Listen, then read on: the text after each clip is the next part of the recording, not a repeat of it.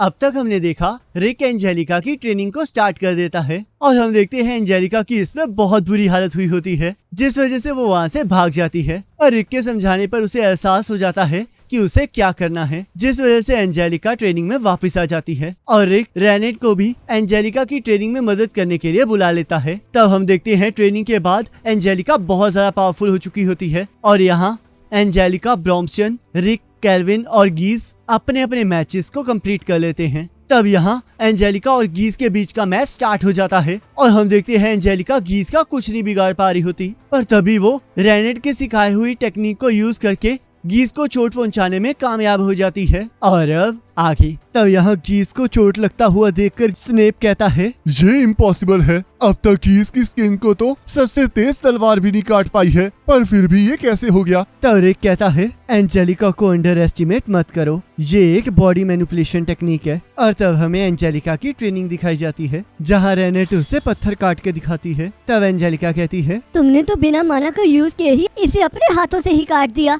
तब रेनेट कहती है, इस मूव को हेड स्लाइसर कहते हैं। तब रिक कहता है, मैं चाहता हूँ कि तुम इस मूव को सीख लो। तब एंजेलिका कहती है, तुम दोनों मॉन्स्टर्स मुझे इम्पॉसिबल चीज करने को कह रहे हो। तब रेनेट कहती है, ये इम्पॉसिबल नहीं है, इसे तो मास्टर रिक भी कर सकते हैं। तब रिक कहता है, पर मैं भी रेनेट की तरह इसे इतनी स्मूथली कट नहीं कर सकता। तब रेनेट कहती है, इसे यूज करने के लिए आपको एयर को फील करना होगा और अपनी उंगलियों को हल्के से स्विंग करना होगा। चाहे एंजेलिका इसे इस टाइम पूरी तरह से याद नहीं कर पाई है, पर उसने फिर भी अपनी ट्रेनिंग को अपने तरीके से जारी रखा है और माना रिफ्लेक्स इन्वर्जन के साथ मिक्स करके इसने अपने तरीके से इसे सीख लिया है। तब मिजट कहता है, इस टेक्निक में माना को टेम्परेरी बॉडी में स्टोर किया जाता है और एकदम से उसे रिलीज कर दिया जाता है ताकि आउटपुट ज्यादा मिले। ऐसा करने से आपकी बॉडी पर बहुत ज्यादा जोर पड़ता है, पर एंजेलिका ने पूरे महीने बहुत ट्रेनिंग की है तो इसलिए ये इसे हैंडल कर सकती है। तब रेनेट कहती है, थ्रेड स्लाइसर के लिए जो स्पीड चाहिए वो एंजेलिका ने ब्लिंक स्टेप से हासिल कर ली है, जिस वजह से ये एक स्पेशल मूव बन गया है जिसे सिर्फ एंजेलिका ही यूज कर सकती है। तब एंजेलिका बार बार गीज पर थ्रेड स्लाइसर से हमला करने लगती है जिससे कि गीज इरिटेट होने लगता है, पर तभी गीज जमीन पर मुक्का मारकर धूल को आसपास उड़ा देता है और एंजेलिका के पीछे जाकर उसे एक मुक्का मारकर कहता है, अब मैं अपनी पावर को और ज्यादा रोक कर नहीं रखूंगा। मुझे माफ कर देना स्नेप, पर मैं इतने इंटरेस्टिंग शिकार के सामने अपनी ताकत को ऐसे होल्ड करके नहीं रख सकता। तब एंजेलिका कहती है, ये मेरे लिए कुछ नहीं है, और फिर से स्पीड से भागकर गीज पर हमला कर देती है, पर गीज उसे अपनी पूंछ से पीछे धकेल देता है, पर एंजेलिका फिर भी हार नहीं मानती है और स्पीड से भागने लगती है। तब गीज कहता है, अब मैं इससे बोर हो चुका हूँ और अब जब मैंने देख लिया है कि तुम ब्लिंक स्टेप को कैसे यूज करती हो तो मैं भी इसे कर सकता हूँ। और तब वो भी एंजेलिका की तरह तेज स्पीड में भागकर उसे एक जोरदार पंच मारता है जिससे कि वो दीवार में जा लगती है। तब गीज कहता है, ऐसे बेकार से कॉमनर्स को बुरी तरह मारने में बहुत मजा आता है। तभी यहाँ पर स्नेप कहता है, अब तुम्हें समझ में आ गया होगा कि गीज की स्ट्रेंथ सच में कमाल की है। जब मैं फाइटर के तौर पर अपना नाम बना रहा था तब मैं गीज से मिला और उसके बाद उसने मुझे एक ही बारी में हरा दिया। तब मैंने डिसाइड कर लिया कि अब मैं रिटायरमेंट ले रहा हूँ। गीज एक जीनियस है जिसके पास वो सारी चीजें हैं जो कि लड़ने के लिए जरूरी होती हैं। ये सच में एक ट्रू मॉन्स्टर है। तब यहाँ गीज कहता है, चाहे तुम्हारे जैसे बेकार से कॉमनर जितने साल मर्जी ट्रेनिंग कर ले, पर तुम सभी लोग बस इतना ही दूर जा सकते हो। तुम्हें तो इसके लिए अपने बेकार से डैडी और मम्मी को ब्लेम करना चाहिए। पर रुको, तुम्हारे तो मॉम डैड मर चुके हैं ना? लगता है तुम्हारे पेरेंट्स भी तुम्हारी तरह बेकार ही थे। तब स्नेप कहता है, लगता है मिस एंजेलिका को ये शक है कि मैंने इस टूर्नामेंट में मैच फिक्सिंग की है, पर मुझे इस चीज की कोई जरूरत नहीं है। टूर्नामेंट से पहले मुझे ये यकीन था कि कोई भी ये विश्वास नहीं करेगा कि स्पॉन्सर स्लॉट से भी कोई जीत सकता है, तो इसलिए मैंने अपने सारे पैसे गीज के जीतने पर लगा दिए। तब यहाँ गीज एंजेलिका की बहुत बुरी तरह धुलाई करता है और कहता है, तुम तो मुझे अपने हार्डवर्क के रिजल्ट दिखाने वाली थी ना, आखिरकार अब क्या हो गया? ओ हाँ, मैं तो भूल ही गया था। कि मुझे तुम्हारे पेट पर लात नहीं मारनी है। तब एंजेलिका कहती है, मैं इतनी आसानी से हार नहीं मानूंगी। तो फिर तो मुझे उस मोमेंट को देखने में बहुत मजा आएगा जब तुम हार मान लोगी, जब तुम्हें एहसास होगा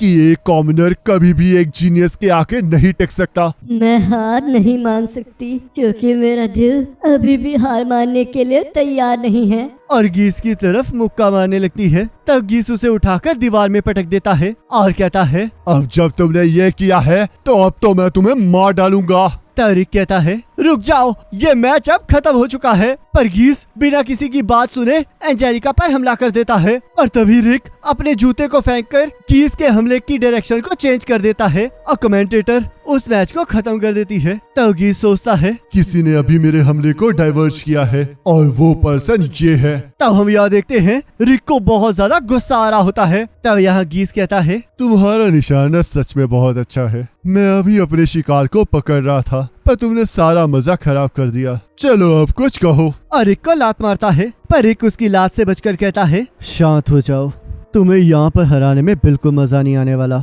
तो कल तक का इंतजार करो जब मैं सबके सामने तुम्हें जलील करूंगा। तब हम यहाँ देखते हैं रिक का मैच खत्म हो जाता है और कमेंटेटर कहती है, ये मैच तो एक ही बारी में खत्म हो गया। आखिरकार किसने सोचा था कि ऐसा भी हो सकता है। तब रिक अपने मैच को खत्म करके एंजेलिका को देखने चला जाता है पर हम देखते हैं अभी भी उसका ट्रीटमेंट चल रहा होता है। तब रिक सोचता है, एंजेलिका ने बहुत ज्यादा खतरनाक ट्रेनिंग की है और उसने कभी भी अपनी लाइफ और ड्रीम्स पर गिव अप नहीं किया है, तो इसलिए इस हार ने उसे पक्का बहुत ज्यादा हर्ट किया होगा। तब हम यहाँ देखते हैं ब्रॉम्पटन और केल्विन भी अपने अपने मैच को जीत जाते हैं और कमेंटेटर कहती है, अब हमारे पास फिस्ट किंग टूर्नामेंट के 4 टॉप कॉम्पिटिटर्स आ चुके हैं। तो चलिए देखते हैं कि आखिरकार कौन इनमें से चैंपियन बनता है और कल के सेमीफाइनल्स को मिस मत कीजिएगा। तब हम यहाँ देखते हैं रिक सेमीफाइनल्स के लिए तैयारी कर रहा होता है और अगले दिन उसे एंजेलिका मिलती है। तब रिक कहता है, क्या तुम अब ठीक हो? तो इसका मतलब मास्टर ब्रॉम्पटन ने तुम्हें ठीक कर दिया है,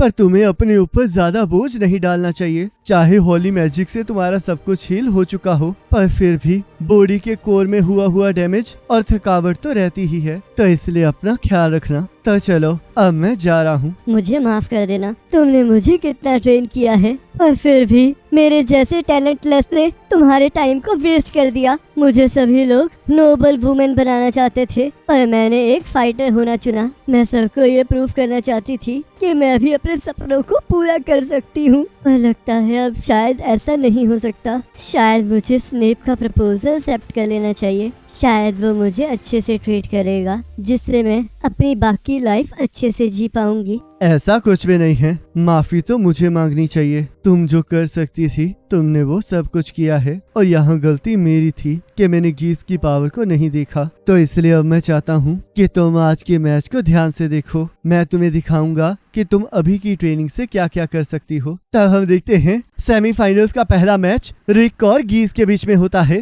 तब गीस कहता है, क्या वो लड़की अब ठीक है? उससे मेरी तरफ से माफी मांग लेना, क्योंकि मैंने जो उसके साथ किया वो ठीक नहीं था। मुझे तो उसे मार देना चाहिए था, क्योंकि इतना टैलेंटलेस होने के बाद आखिरकार कौन ही जीना चाहेगा। तो इसलिए उसे कहना कि मुझे माफ कर देना कि मैंने उसे मारा नहीं। जिसे सुनकर रिक को गुस्सा आ जाता है। तब कमेंटेटर इस मैच को स्टार्ट करने के लिए कहती है। तब गीस कहता है, तो चलो आओ दिखाओ कि तुम्हारा हार्डवर्क कितना बेकार है। आओ कॉमनर। तभी रिक उसे एक जोरदार पंच मारता है जिससे कि गीस नीचे बैठ जाता है। तब रिक कहता है, अरे क्या हुआ? क्या एक जीनियस भी एक कॉमनर के पंच के साथ ऐसे नीचे बैठ सकता है? चलो अब जल्दी करो और खड़े हो जाओ, क्योंकि मैं इस तरह तुम्हें पंच नहीं मार सकता। इतना भी अहंकार मत करो, तुम तो बस गलती से मुझ पर एक हमला कर पाए। और उस पर हमला कर देता है। पर तभी रिक गीस के पेट पर वार करता है जिससे कि उसे बहुत दर्द होता है। तब एंजेलिका कहती है, मुझे यकीन नहीं हो रहा कि गीस की स्टील की बॉडी के आगे ये काम कर गया। आखिरकार रिक कितना स्ट्रॉन्ग है।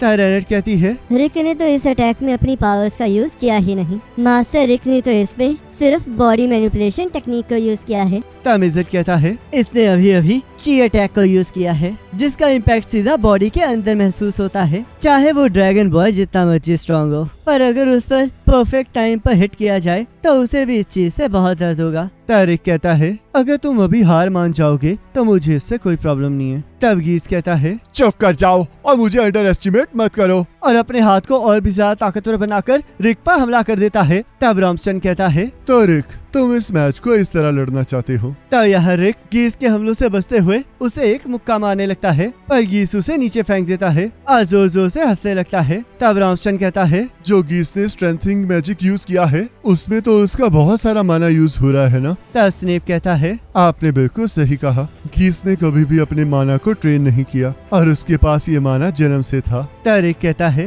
क्या तुम्हें पता भी है कि माना कैपेसिटी कम होने से मुझे कितनी प्रॉब्लम आई है? ये मेरी प्रॉब्लम नहीं है, तुम्हें तो इसके लिए अपने बेकार से पेरेंट्स को ब्लेम करना चाहिए। मैं ऐसा कुछ नहीं करने वाला। और फिर से गीस पर ची अटैक करता है, पर इस बार गीस को कुछ नहीं होता और वो रिक को मारना स्टार्ट कर देता है। तब एंजेलिका कहती है पहले तो इसके ऊपर थ्रेड स्लाइसर वर्क नहीं कर रहा था, अब ची अटैक भी नहीं कर रहा। तब गीस कहता है ऑडियंस चुप हो गई है। लगता है इन्हें एहसास हो गया है कि जीनियस और कॉमनर में से कौन जीतने वाला है। तब स्नेप कहता है गीस का जीतना तो कंफर्म है, पर आप चिंता मत कीजिए। तब रॉमस्टन कहता है तो तुम इसे ऐसे देख रहे हो? रिक को इस चीज से कोई फर्क नहीं पड़ता कि हम इस मैच को कैसे देख रहे हैं। रिक के लिए तो बस ये इम्पोर्टेंट है कि एंजेलिका इस मैच को कैसे देख रही है। तब यह रिक गीस के हमले को रोक देता है और कहता है तुम्हारे अंदर बहुत सारा स्टेमिना है, पर लगता है अब तुम्हें थकान हो रही है। आखिरकार यहाँ पर चल क्या रहा है? मैंने तुम्हें इतना मारा पर फिर भी तुम्हारी बॉडी से एक खून का कतरा भी नहीं गिर रहा है। तब रेनेट कहती है ये सब कुछ body manipulation technique flowing impact की वजह से है।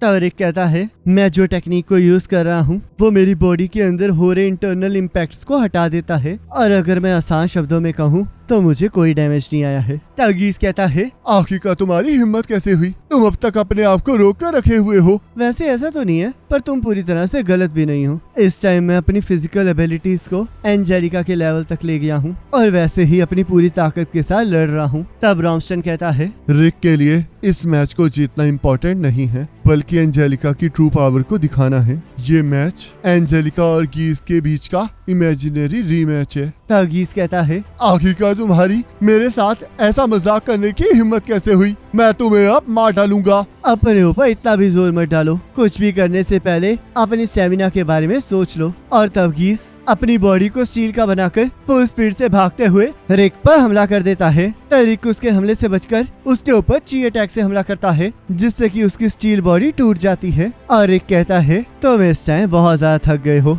जिस वजह से तुम उन मैजिक्स को यूज नहीं कर सकते। क्या तुम्हें समझ में नहीं आ रहा है कि तुम्हारे साथ ऐसा क्यों हो रहा है? तो मैं तुम्हें बताता हूँ, ये इसलिए है क्योंकि तुमने आज तक इतना काम किया ही नहीं जिसमें तुम थक जाओ। तब स्नीप कहता है ये इम्पॉसिबल है। क्या इसका मतलब ये है कि मिस्टर रिक गीस से भी ज्यादा ताकतवर है? तब रॉमस्टन कहता है ऐसा कुछ नहीं है। तब मिजर्ट कहता है रिक तो सबसे ज्यादा कॉमन है। तब रेनेट कहती है मास्टर रिक के पास ऐसा कुछ भी नहीं है जिसे हम टैलेंट कह सकें। तब एंजेलिका कहती है आखिरकार रिक कितना टैलेंटलेस है जो कि आप लोग ऐसा कह रहे हैं। तब रॉमस्टन कहता है रिक ने तो अपनी ट्रेनिंग तब शुरू की है जब वो अपने बेस्ट टाइम को गुजार चुका था। वो तो एक कॉमनर से भी ज्यादा नीचे है। तब स्नीप कहता है तो आखिरकार कैसे ये गीस जैसे जीनियस को ऐसे हरा पा रहा है? तब रॉमस्टन कहता है तुम इसका जवाब जानती हो ना एंजेलिका? तब एंजेलिका हाँ कहती है। तब रिक कहता है तुम यहाँ पर इसलिए हार रहे हो क्योंकि तुमने कभी थक जाने की लिमिट तक ट्रेनिंग की ही नहीं है, और इसी वजह से तुम्हारी टेक्निक काम नहीं आ रही है।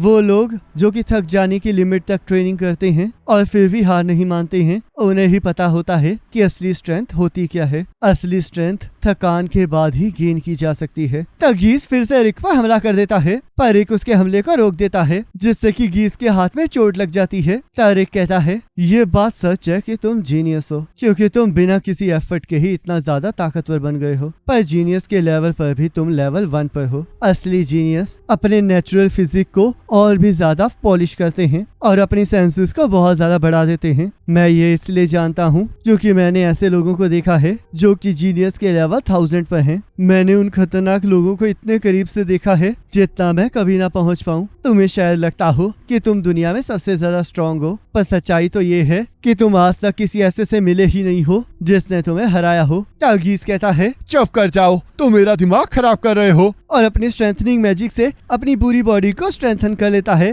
तब एंजेलिका कहती है ये तो एक ड्रैगन की तरह लग रहा है। तब स्नीप कहता है सही कहा, हम ड्रैगन फोक के एंसेस्टर पुराने ड्रैगन्स हैं और इसने अभी अभी उन्हीं के खून को पुकारा है। तब गीस रिक पर हमला करके उसे उड़ा देता है, पर रिक वापिस आके उसे एक मुक्का मारता है। तब हम देखते हैं उस मुक्के से गीस को कुछ नहीं होता और रिक सोचता है इसकी बॉडी तो और भी ज्यादा स्ट्रांग बन गई है और इसके मूवमेंट्स भी तेज हो गए हैं। तुम तो सच में कितने लकी हो कि तुम्हें इतनी कमाल की बॉडी मिली है। मुझे नहीं लगता मैं तुमसे जीत पाऊंगा। तो तुम्हें इस बात का एहसास हो ही गया बेवकूफ। तुमने सही कहा, चाहे कुछ भी हो जाए पर अभी के एंजेलिका तुमसे कभी नहीं जीत सकती। पर ये इस वजह से नहीं है कि तुम बहुत ज्यादा ताकतवर हो, ये इस वजह से है क्योंकि उसने इस टाइम उतनी ट्रेनिंग नहीं की है। तो इसलिए अगर एंजेलिका 1 साल तक ट्रेनिंग कर लेगी तो वो इससे भी ज्यादा ताकतवर बन जाएगी। और तब रिक फुल स्पीड में भागते हुए गीस पर हमला करना स्टार्ट कर देता है। तो एंजेलिका कहती है जो रिक इस टाइम कर रहा है मैं उस लेवल तक अभी तक नहीं पहुंची हूँ, पर ये ब्लिंक स्टेप के ही मूवमेंट्स हैं। और रिक मुझे ये बताने की कोशिश कर रहा है